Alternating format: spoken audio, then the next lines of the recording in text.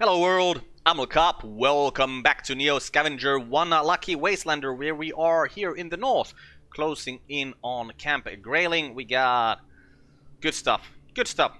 A wolfman tried to attack us during the night. We killed it, no problem. We got a shotgun, we got ammo, we got loads of ammo. We have some more ammo. Actually, we have ammo in two of our backpacks. Let's actually make it so that only one of them has ammo, or better if we could fit all of this ammo. Oh, we got some ammo here we should have sold at the ATN. Yeah, all of this ammo here. The lighters don't need to be here. Yeah, that's all the ammo we have for the shotgun. That's a lot of ammo. It takes... Well, it took 3 shots to kill this dog man. Or 3 bullets. Was it 4 actually? No, 4, because we did 1 actual shot and then one flurry of shots, so that's 4. But yeah, we're in a good situation, so let's just start heading towards the Grayling, and we'll scavenge the things we pass by, just in case we find some more shotgun ammo, because there's a lot of dogmen in this area. We're probably gonna run out of ammo pretty soon. Well, if we need to kill more than a couple of dogmen. Let's go around here. Okay, there's hills here as well. Let's try and avoid those hills and that forest, but apparently cannot be avoided. Do we have... Ooh, Grayling is almost on our screen here already. Let's go scavenge there. Ooh, there's another one, because for some... These always look to me like cottages, and I always feel like cottages in the forest, they gotta have some ammo in them.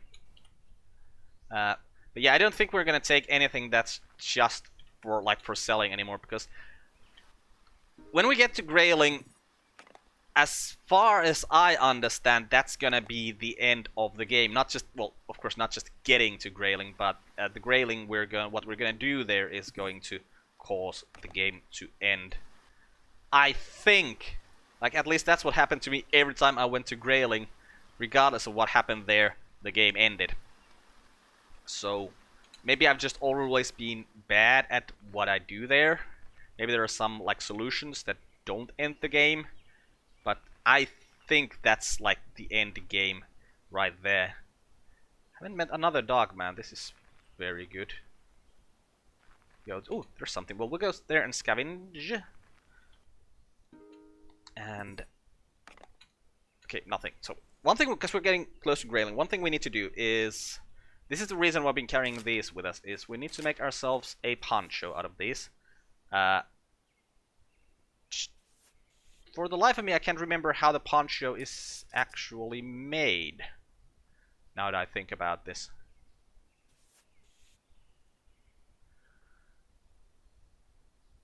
What do we use for it? I don't remember. And we're not gonna get the recipe unless we...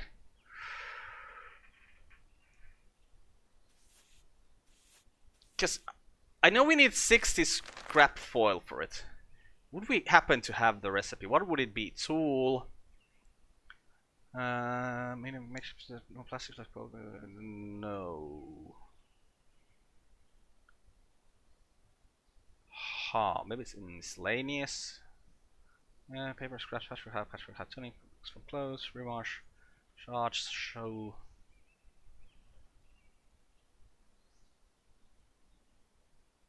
Holy crap! I've completely forgotten what we need for it. I think it's just scraps of foil and some string. But no. Also, why is this not giving us... It's only giving us medium thread. There should be, yeah, medium thread reversed as well. Oh, what did we need for it? You know what? This is one of those times when because I know I've done it before, I just don't remember. So I'm actually gonna go and check the wiki. Oh, we need 20 thread. Where did it go? Come on, thread in here. Alright, so we are gonna make a patchwork foil poncho.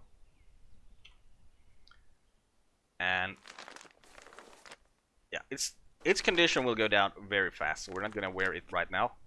Oh, come on, put it back there. Try to press that button. Let's eat this medium chunk of cooked meat. Let's go for next turn. Let's hit here, and then we're gonna put on the poncho.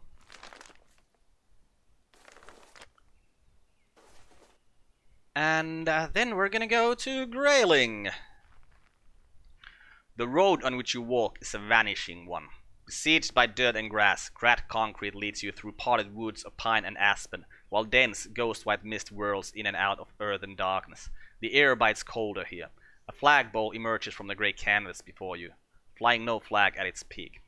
You soon reach a great wall made of lines of jersey barriers defending a tall and sturdy gate, fortified by the wreckage of cars that once rammed the barricade.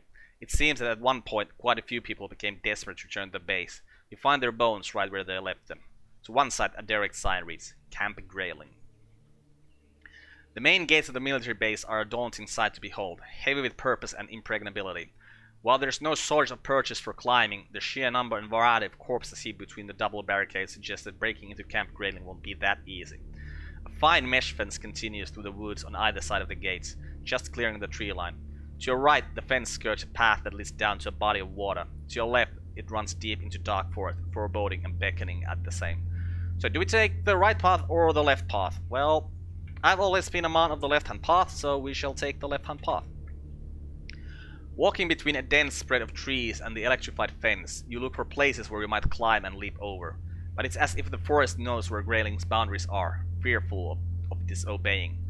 Deep within Camp Grailing, eerie lights weave through the fog, punctuated by an occasional sound that's as much vaguely machine-like as it is animalistic. Soon you see it, 3 gigantic sphere-like structures dotted with lights along the tops. Something dark crosses your view. You look down. A look of horror hangs on the wide-eyed, rotting face of a woman caught on the other side of the fence, as if trying to flee. The back of her head, neck, and arms are all charred to bone. You see a handful of bodies along the inner grounds. Every inch of their skin facing towards the base is burned to all hell. Beyond them, you see antennae-mounted pylons wordlessly gloating over their likely handiwork, daring you to come. Further ahead, the end of the fence line turns inward, just before a vast and vile-looking swamp. Even the woods don't dare to venture in, and you'd be a sitting duck trying to wade through it. Luckily, you may not have to. You found several places where the electrified mesh fence is partially cut. Any amount of prolonged contact will be pure agony, but with the right tool and every inch of your threshold for pain, you might just get through. All that is left is the choosing. We can access our things, we can leave, we can cut through one of the spots, we can look in the base grounds. Let's look in the base grounds first of all. Pylons you see forming a perimeter beyond the fence are much clearer now. However, that doesn't help in identifying them. They almost look like radar towers, but they aren't moving. 3 white orb-like structures dwarf several buildings in the foreground. A small shed, an air traffic control tower, an enormous hangar, and a barracks. Beyond that, long runways stretch between even more hangars. You catch a glimpse of what they likely hold. Unmanned aerial vehicles. A couple of small, sleek drones sit here and there, some crashed, others relegated to mercy of the elements. The rest, you'd guess, likely sit safely inside. There's not a living soul inside. The dead, however, are readily available for company. So we're still outside here, and I think we're just gonna cut through one of the spots. You know what, let's actually explore outside the fence. Wait, a clearing? Here? You decide to turn around and take a look. The woods part into an oblong-shaped field of grass no wider than a few car lengths. The grass thins out in patches outside the shaded cover of the forest. A great big rock sits squarely in the middle, easily 10 feet high. You approach to take a closer look when a figure jumps out from behind it, rifle in hand. But you do notice a trembling, and it's carried in the person's voice. Who's there? What are you doing here? Let's say I come here to scavenge from the base. I never actually figure out there's someone here. I don't think I've ever taken this choice before. I've just started cutting immediately, so let's see what he says. Your answer surprised the woman, not in defiance of expectation, but confirming them. She aims. Then you are an enemy of Martha's army. You turn and run before she can fire, but you don't get far before shots ring out. No! No, you did not hit me, did you? Players can... Stranger upper left arm was cut. Player's later arm upper was cut. She keeps firing. We are freedom! We watch back! She cries out between bullets. The watchmen will not watch us! On and on you run until you escape Camp Grayling, winded. What? Holy crap!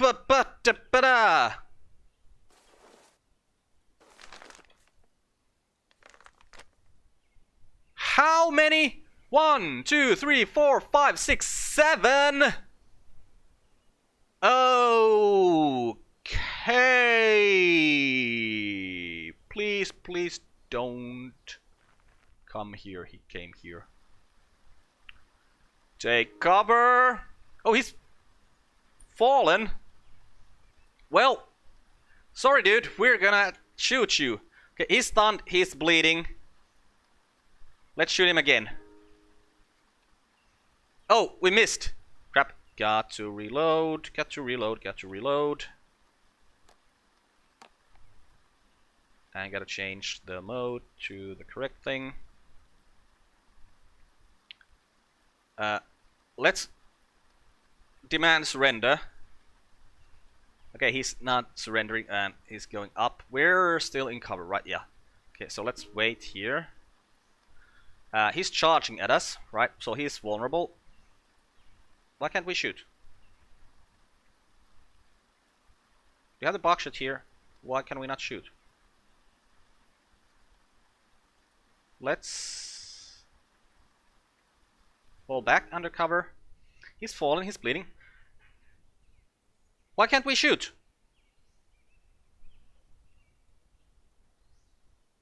We have ammo here? What in the world is going on? We'll threaten him. Okay, now, oh! Range issues probably. So there's less range for the buckshot. Right. Well, range attack. He's vulnerable. Yeah, he's stunned, he's vulnerable, he's bleeding. We're gonna shoot him again. And now he's dead. Okay, we're gonna sneak towards him. We're gonna... Oh, you didn't even have any ammo here. Okay, so... Let's hope that we don't have to fight them all. It'd be horrifying if we do. We're probably gonna run out of ammo if we have to fight them all. Okay. Oh, we go back to Grayling. Wait, why did we drop... Is that our meat? No, that's not our meat. Someone else dropped some meat here. Okay, we'll take it. And go back into Grayling. Okay, let's take the right path this time then. The path opens up to a pitch-black ocean, silent and still under curtains of fog curling on its surface. Something about this place, with all the time you spend in the wilderness, nothing has ever been so utterly devoid of sound. An abyss within the water draws you in the longer you stare into it, and you can't shake the feeling that something is watching you back. The base's fence line follows the shore tightly. There's no easy way through here. You feel a chill as you turn away and head back to the main gates. It's only then that you notice a sign eaten by underbrush. Lake Margaretha. Margaretha. This way. You politely disagree.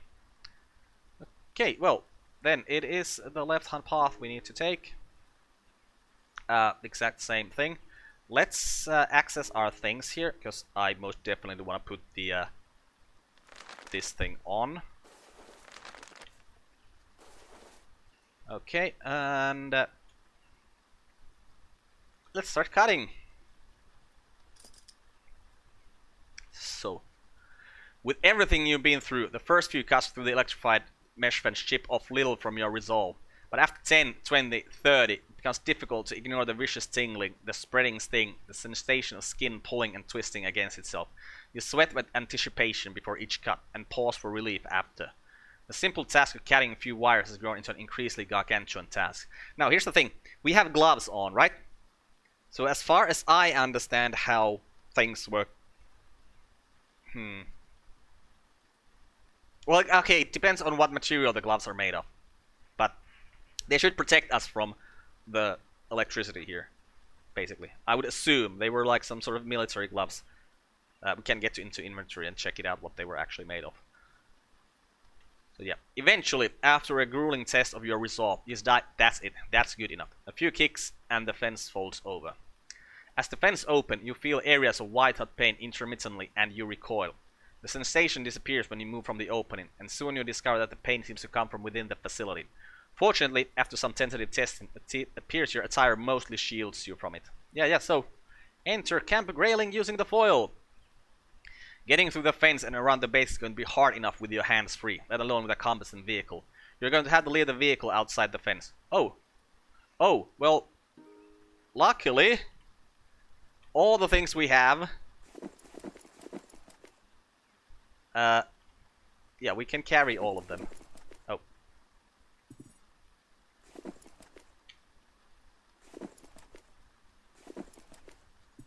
Now, okay, let's see if we can make space for this thing here. Because I would... In a perfect world, we can put that on at some point, and it'll protect us from things in here. Hopefully.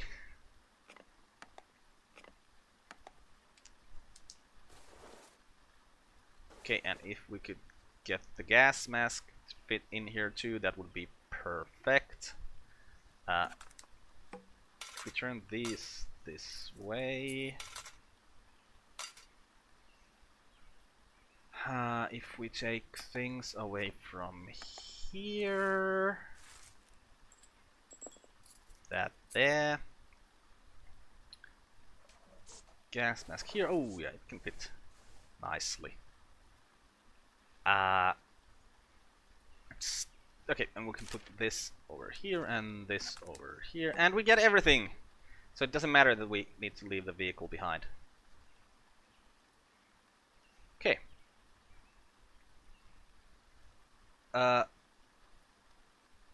All right. We of course have to unequip the vehicle as well.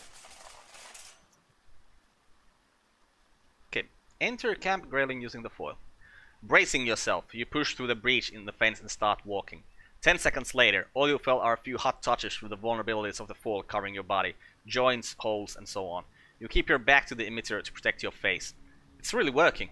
The signal from the emitter are bouncing right off. You stand in victory and raise your arms. You know you shouldn't, and you're facing the wrong way anyways. Is that all you got? You yell, and you don't regret it. When you regain your good sense, you make your way quickly across the field, still careful to keep your face covered from the octagonal emitters of the turret. The hits of microwave radiation may be small, but severe pain in small doses is still severe pain. Meanwhile, your protective foil is tearing with every movement you make. By the time you wear out your foil puncher's durability, you clear the turret's range. Most of the getup is in shreds behind you, the rest, unusable, clings to your body. You pluck off the foil hat and shrug the rest off. No reason to look like an idiot anymore. Before you can go on, squeaking and servos echo from behind you, drawing your attention back to the fences. A belt wheel drone is positioning itself by your handiwork. With skinny limbs, the mesh is spliced and patched, and moments later the repair bot is trundling back into its access trench like nothing happened. Given how long it takes to cut through the fence even without a turret at your back, it's clear that going out the way you came in would mean death most painful. You'll have to find another way. For now, the grounds of Camp Grayling await. The dense mist coils around the base's ethereal lights. Every step peels back the white curtains, bit by bit, as you cross into a central area flanked by several looming structures. The three megalithic spheres consider you from beyond them, on the far side of the base, like a hand considers an ant in its palm. As you near the center, a wall of mist thickens before you, reclaiming everything into obscurity. Your only sense of direction is called from the array of lights shearing through the haze, forming eerie constellations you can almost reach out and touch. You press on, one by one. Your steps reveal buildings, some small, some the size of giants. You stand at the epicenter of Camp Grayling. A vast central area opens up before you, awash in blind white halogen and ghostly clouds, menacing, silent, and otherworldly. From the swirling gray, unmoving shadows climb out of their wombs and assume their true forms. Various buildings surround the central area. Your eyes are drawn to the nearby storage shed first. Farther out stand an air traffic control tower, a barracks, and a maintenance hangar. But there's one figure that demands more of your attention, as do its four siblings behind it. With heavy, bone-crushing thuds on a corpse-litter tarmac, they tread on six spire-like legs. All too familiar octagonal emitters are mounted on their backs, and they're coming for you. VMADs are coming. Okay, let's access our things first of all. One thing about, if we had another poncho, could we just put that on and be safe? That's a thing I've never tried here before, or ever. But we can make one here anyway, so that's fine. We'll just put that on. Attack the machines. Run for cover towards one of the surrounding buildings. Yes, we will do that. Smartly, you're against the futility of going up against the VMATs. However, the barracks tower and the hangar lie beyond them, and the machine should not look more territorial if they tried. What you need to do is get indoors, and fast, but where? Ah, crap. Like, the barracks is where we need to go. That's where we want to go, because that's the Hatter told us that we're probably going to find the ID thing that we need from the barracks. But I feel like if we just run there right now, we're gonna die. Okay, let's try to lure them somewhere else. Let's run away to the nearby storage shed. You bolt towards a storage shed. The VMATs follow you. Their emitters locked on. You feel a blast of burning run across your skin, mounting with every step. But you push through it. You manage to make the door of the shed before it gets too bad. You set yourself inside and the pain subsides. You can still hear the VMATs outside, circling, stalking, taunting. In contrast to the base outside areas, the interior of the storage shed is a small sanctum of darkness, absolved of fog, extending only half a dozen yards in either direction.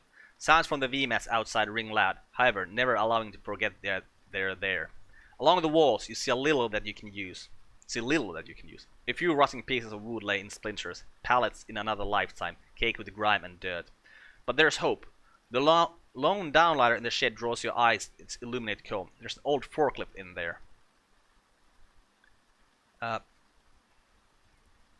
Yeah, I'm feeling that if we had another of those ponchos, this would have been very different. Let's check out the forklift. A thick layer of dust covers every surface, though it does nothing to hide the rust peeling up from the black and green paint job. The heavy-duty frame would give you some assurance for safety if it weren't for the cab being wide open from all sides. Still, it might be good for something. You sit inside and give the ignition a try. Despite appearances, she still moves. Unfortunately, forklifts have never been known for moving very fast. What's more, the shed's main door won't budge. If this forklift is going to get outside, it'll have to be by breaking them down. Hanging on the wall behind you is a rope. Rig the forklift to drive itself out of the shed. Okay, wait, let me look around the storage shed. This is the same thing. So if we access our things, can we, like, okay, there's no rope here for us to grab. Let's actually put the gas mask on. Like, we don't have the thing on it, but I feel like a gas mask protects us better than a night vision goggles, so put those on, and yeah, we'll check out the forklift, and we will rig the forklift to drive itself out of the shed. Taking the rope from the wall, you're relieved to find that there's enough to rig the forklift to drive itself. You fasten the length from the controls to a bar just above the worn out "Do you even lift, bro?" sticker. All it needs is for you to start it up and point in the right direction. In the meantime, you'd get some cover from the VMATs, at least until they flank you. It's going to be a fun ride along. In fact, you're sure the pain will be almost unbearable. What you're counting on is the very word almost. Now to decide where to go. The barracks. We need to go there first.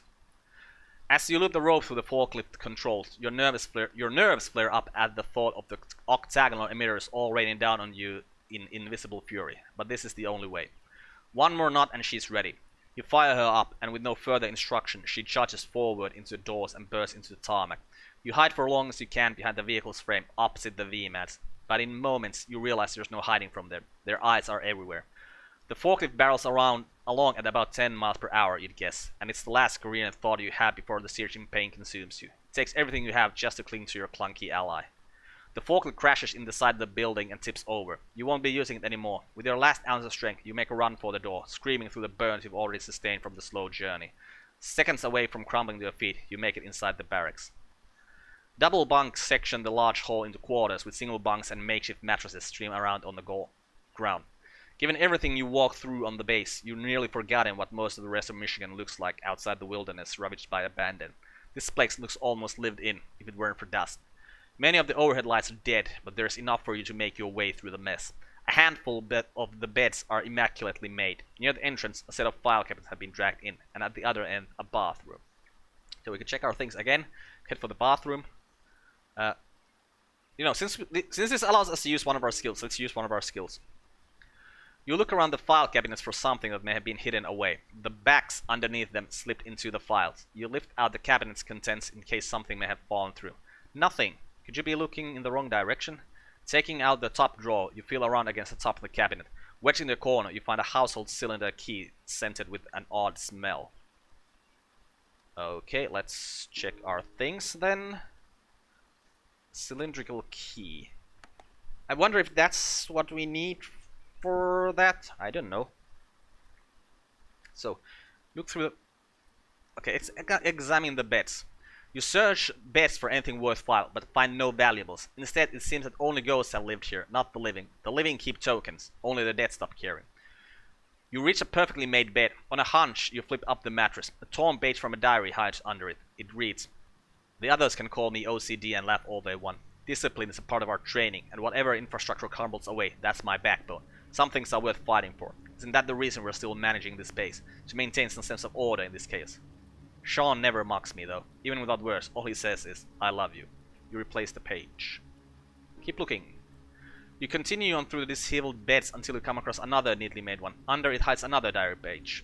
"I get more breaks now than I used to. Much the part of me hates it. I had a duty, just like everyone else here. I shouldn't use him as an excuse, and neither should they. I make the best of it though. More time to write, more time to hide it from prying eyes. He's always so quiet when he's with me. I feel such ease around him, and that's becoming a rare thing these days. I keep thinking it couldn't possibly get worse, and then it does. There's talk of abandoning the base altogether. But how could we? People are depending on us, on me." You replace the page. Check the remaining made bed. A third dyed bunk, and as expected, another entry. Major said it was a done deal. We are running thin as it is, and there's less and less to protect up here. People are fleeing to the south, but I fought hard with him on it. Eventually I convinced him. Instead we'll just be going on a supply run. No more than a day. We'll protect Crawford County yet. I know how dangerous it is to cross the woods. He's always quiet in my arms here, but not elsewhere. We can't take the risk. Anyhow, it's only for a day. I'll leave half of my pendant with him, and all of my love. It's only for a day. It's only for a day. An ID card forced from the folds! Okay, that's what we actually wanted to see. Okay, so... Oh! Need to go to the inventory here. So we'll take the ID card. We have a key, we have an ID card. Feels like we have good stuff. So... we don't need to look through the file cabinets, I think, because... I mean, well, let's do it anyways. You shuffle through various schematics, buildings, plans, base layouts, and the drafts and drafts of each mixed together. Personal files and some variation to jumbled records, taking away more of the hour to sort through. You come across one file for Corporal Stanley Chisholm, dishonorably discharged. You aren't sure why he stands out from the rest. You can't place him, but there's a lingering recognition there, like you studied that face and depended on it. You grab one of the more interesting documents before moving on. Okay, let's check what that document actually was. Blueprints of the VMAT system. Okay. I'm guessing that if we had like mechanical skills or something, we could maybe use them for something. Okay. Well, head for the bathroom then. It first seemed that the communal bathroom's lights had been turned off, but as you approach, you see a flickering outline along the inner fringe of the door frame. You stand in front of it, listening to the quiet click click click of the light, a testament to how quiet it is in here, despite the space potential for echoing. You can't explain it, but you shiver when you reach for the door. It's locked. Use the household cylinder key. As the door creaks open, you freeze in place. The light flickers on and off. A black mass directly opposite you. Whited eyes pointing into your own, snarling teeth, and the bones of its ribcage protruding from its furry chest. As the flashes continue, you piece together an image of the dog man, starved to death and partially burned on half its body. The inner side of the door is weakly scratched, a far cry from what these creatures are capable of. Glass shards scatter at his feet. Above, a narrow window lies broken. You find traces of vomit near its mouth and dried puddle in front of it with hints of brown. There, shining brief moment of light, is a green half-heart necklace. Okay, so... can we find the necklace maybe? No. We examine the beds. This is the same thing. Okay. So we gotta leave! Oh man, oh man, oh man. Let's leave.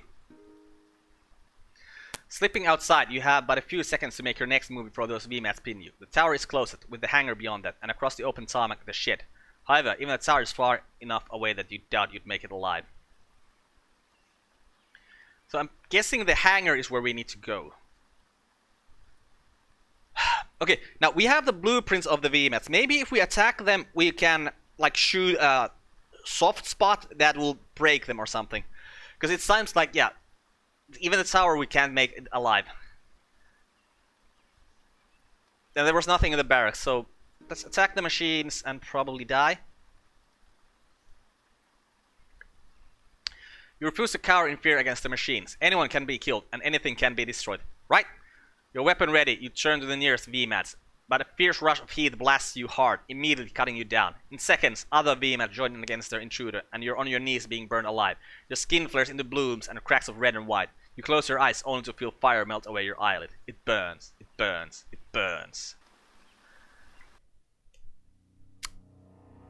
Well,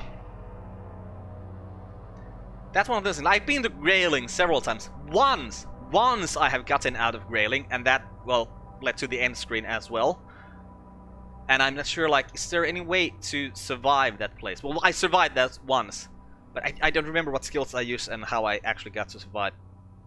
I would have thought, because we had, I think we had we were athletic, I think. I'm pretty sure we were athletic. So I would have guessed, like, there would have been I would assume there'd be options for us to, like, run to a place X because you are athletic. But maybe we should have actually just ran to the nearest place on the last check instead of attacking. Like, attacking that's clear death. But what you gonna do? When you're dead, you're dead. But hey, that was it for this run. We're probably still gonna play some more NEO Scavenger. Cause that one was so good, such a good run. I don't really feel I won't want to do something different for a while. Cause there's like the whole areas of the map where I've never been. I didn't know if there are places there or not, so it's pretty fun, nice to figure out stuff like that. But hey, this video ends here. I'm Carp, and this has been NEO Scavenger. Goodbye world, thanks for watching, see you next time.